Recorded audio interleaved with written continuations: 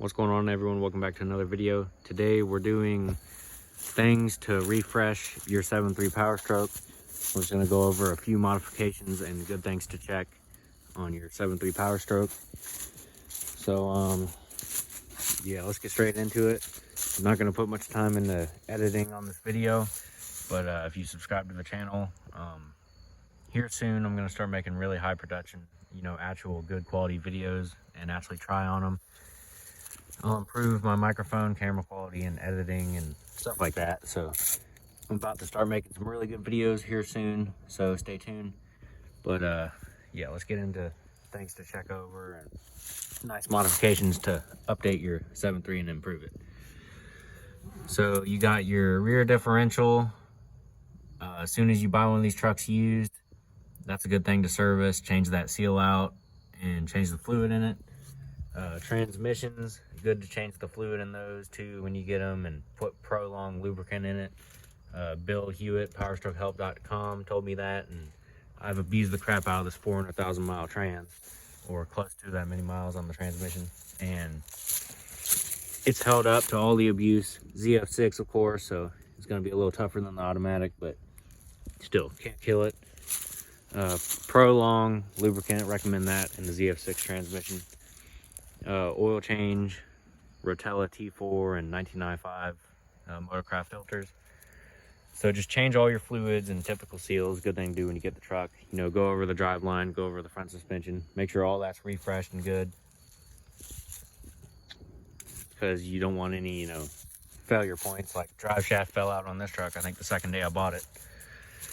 And well, I bought this truck once, and then I sold it, and then I bought it back. Second time I bought it back, 2 days later, the drive shaft falls out. So it's always good to go over your drive line, steering, all that. Make sure it's good, because you don't want to get one of these trucks and then take it on a road trip a month later with a bunch of wore out parts and end up stranded because they're old and wore out, most of them. So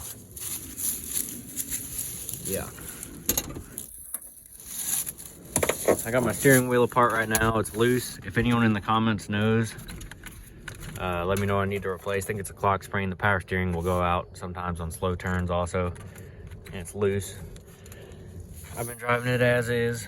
I can't figure out what it is. I think it's the clock spring. On these manual trucks, the slave cylinder always goes bad. Well, I don't know if it always does. It might just be in this truck. It went bad. Anyways, that's kind of not important. Interior, if you want to spice up the interior, window tint's nice. Really helps with the sunlight and privacy. The stock radio in these, very obsolete, so you can put a good Bluetooth radio in your 7.3, and that'll be nice. If you care about audio, you can upgrade the door speakers and stuff. That'll really refresh the interior.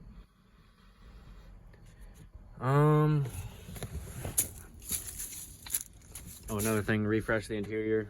Put a LED bulb in there. It's much nicer than the dull original. These seats are wore out. I like to find like some nice leather, gray leather seats that are like a 6.0 and put in here. That'd be nice. But I don't know. There ain't much on the interior you can do. Bluetooth radio, stuff like that. LED bulb. Here's a nice upgrade to do on the 7.3s, even though they're ugly. I think the Illumi-Duty mirrors are ugly. I'd go with the OBS 6.7 style mirrors. The square ones, because they're bigger than the factory 7.3 mirrors, but they still look good on these trucks. I don't really like the look of the Illumi-Duty ones, but they're nice to upgrade and put in, because the visibility on these, they're much bigger, and it's just such nicer visibility over like the 7.3 originals. They're tiny.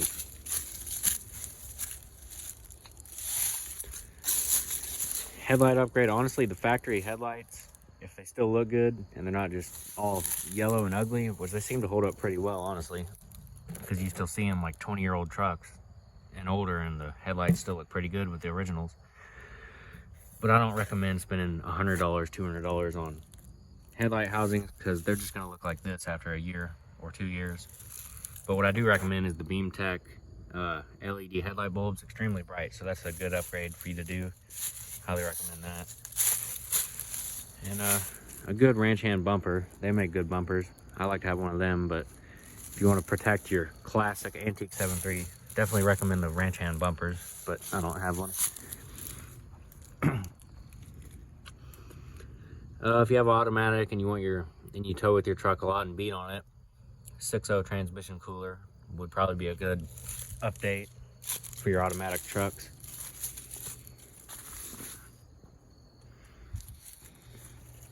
Brake lines, it's another thing. You want to make sure those are good. You don't want to be blowing brake lines. Up here, this all gets rusted out sometimes. The truck's not really rusty or anything besides the inside of the bed rails.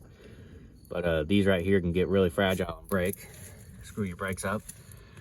Shocks, I think they're Bilstein 5100s. I think those are the good ones, but it don't really matter, you know. Any good shock brand will do good. Good to replace your shocks on these trucks.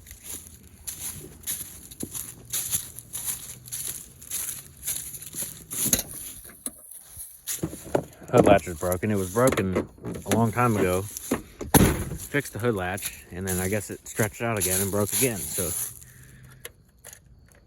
gotta do it like this.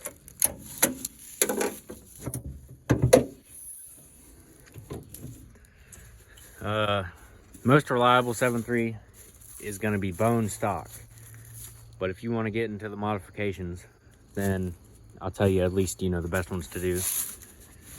Cheap eBay air filters. You don't see nothing here. You'll see that. Cheap eBay, Amazon air filters.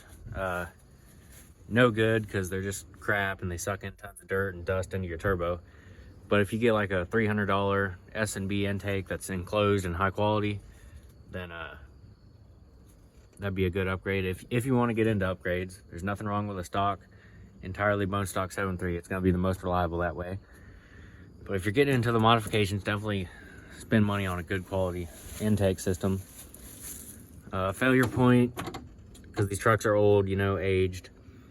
Factory braided high pressure oil lines, those will get old and crack and break and start leaking oil, and then they'll eventually burst, and then your truck will not crank because it won't have the oil pressure. So you see down in there and right there, these are crude diesel on eBay.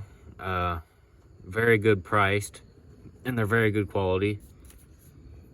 So that's a good upgrade to do just for the heck of it, for security. Or if you want to get in your engine bay and take a look, see if your factory ones are looking rough, then that'd be a good upgrade to do. Now here's a question for the viewer, if anyone knows. What's a good battery?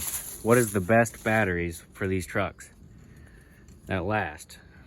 I know a lot of batteries, at least nowadays. I don't know if it's always been this way, but it seems like a lot of batteries only last a couple years or not very long. So if you know good batteries that last and always crank, let me know in the comments. Because this battery, 6 of 23, and it's just crappy. Like it'll go dead, you know, barely after any cranking on a cold start.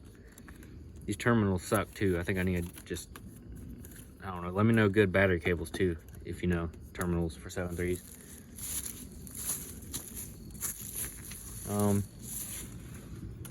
Boots in here, all your boots on the intake spider and tubes, intercooler pipes. Make sure those are all, you know, good sealed and not cracked. Yeah. Turbo, you can get in there, see if it's leaking. Turbo pedestal, might need to, you know, replace some seals in there. But if your 7.3 is not leaking that much oil, I wouldn't even worry about it. Leave it alone. Because the more you mess with these trucks, you're just going to cause more problems and create a money pit. Common fuel leak. Right there. Fuel water separator valve. You can look in here, see if that's leaking fuel. Pretty easy fix. You can see in there if your high pressure oil pump looks like it's leaking. I just put a brand new one on this truck. It didn't need it, but I replaced it.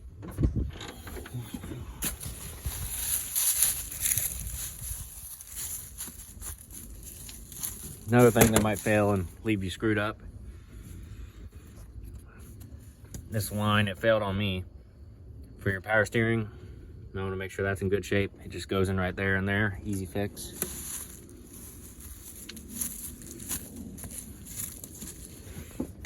Dipstick.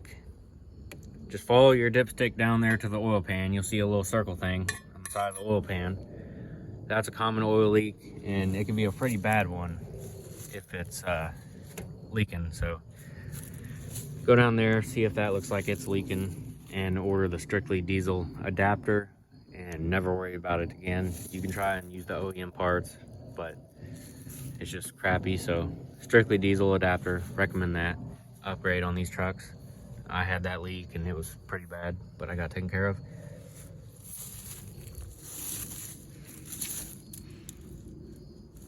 If you want faster starting, I guess you could put a 6.7 starter on it. You have to switch to housing, but you know, 6.7 starter or a 6.0 or 6.4 starter if you want, you know, faster starting starter. Maybe your truck cranks like crap in the winter. That shouldn't be happening. So glow plugs, glow plug relays, that's all easy to change out if your truck has hard cold starts. It's a good thing to try and replace.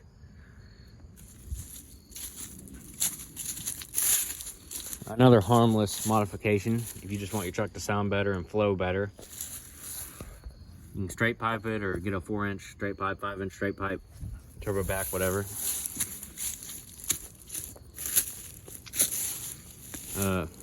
Putting LED reverse lights in your tail lights, even though mine done burned out. That's a pretty nice upgrade at night, backing up. This right here, LED. It's not very bright though, but I'm sure you can buy brighter ones that, you know, light up the bed, and that would be pretty nice.